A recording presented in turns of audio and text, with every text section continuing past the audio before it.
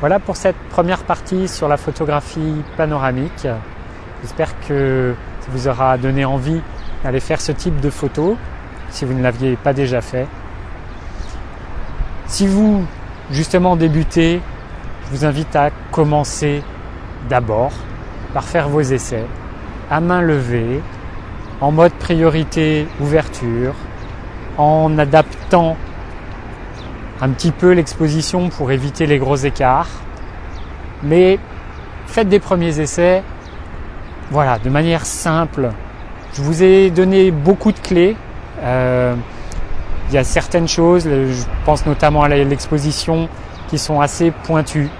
Vous y reviendrez éventuellement plus tard quand vous aurez fait vos premiers essais et que vous aurez constaté des problématiques de raccord, des problèmes d'exposition. Mais on n'en est pas là aujourd'hui. Et donc, faites-vous plaisir, mettez-vous en priorité ouverture et faites des photos comme ça. Tout ça, ça m'amène à un point important. C'est le fait que, si je vous dis de faire des photos, c'est d'avoir cette vision panoramique. C'est pour moi la chose la plus importante. C'est la raison pour laquelle j'ai acheté un appareil photo qui ne fait que des photos panoramiques et qui, dans son viseur, permet d'avoir ce fameux cadrage panoramique. C'est le fait que on a cette fameuse vision plutôt horizontale. On a deux yeux, généralement. C'est plutôt pratique et ça nous donne un champ de vision assez large, en tout cas beaucoup plus large que haut. On a aussi une simplicité pour tourner la tête à l'horizontale. Bizarrement moins à la verticale, alors pourtant on a tous les muscles pour, et on pivote généralement beaucoup plus le regard à l'horizontale. Malgré tout, cette vision, c'est très difficile de la faire rentrer dans une seule photo panoramique, et c'est difficile de définir précisément ce qu'on veut rendre au départ dans cette image photo panoramique. Ne faites pas l'erreur de faire une bande de 30 photos. Même 10 photos, c'est déjà beaucoup trop. À mon avis, pour commencer, il faut faire entre 4 et 5, 6 photos à la verticale. Et c'est généralement bien suffisant.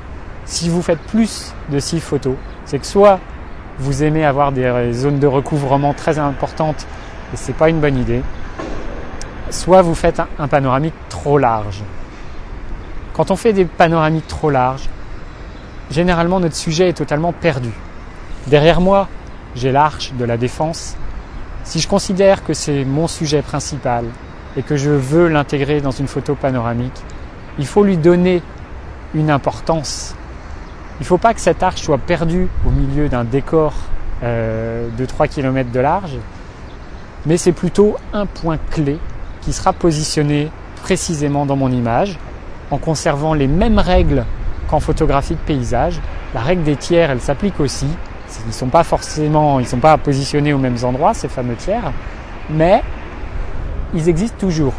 Je ne vais peut-être pas mettre mon arche au milieu, même si là, typiquement, cet espace s'y prête bien.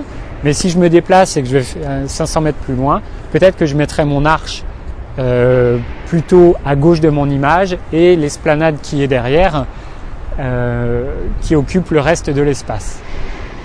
Voilà, faut pas rester bloqué sur l'idée de panoramique égale champ très large avec beaucoup de choses dedans. C'est pour moi la vision la plus importante et la manière dont on construit son image dès le départ, comment on la pense en panoramique, qui compte.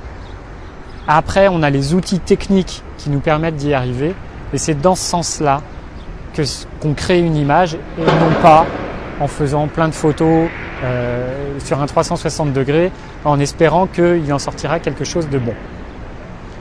De la même manière, si vous n'avez pas de sujet, si vous êtes dans un endroit qui a l'air sympa mais où tout est distant, vous ne ferez pas une bonne photo. Si vous venez à 14h avec un soleil de plomb et que la lumière est totalement inintéressante, vous ne ferez pas une bonne photo. C'est la raison pour laquelle j'étais là à 7h tout à l'heure, et même avant, c'est parce que j'ai pu capturer le lever du soleil et c'était vraiment très chouette. Ça permet de faire des photos très agréables. Là encore, il est bien sûr un petit peu plus tard, mais on a encore une qualité de lumière assez agréable. On n'a pas trop de monde non plus, ce qui permet dans des zones urbaines comme ça de faire des photos de manière plutôt tranquille. Et donc toutes ces règles, elles continuent à s'appliquer et vous faites avant tout une belle photo qui, au passage, sera au format panoramique et non pas un panoramique de rien. Voilà. Maintenant, il y a une deuxième chose dont on n'a pas encore parlé et qui mérite un cours totalement consacré à ce sujet, c'est l'assemblage de toutes ces photos. Mais ça ne sera pas aujourd'hui.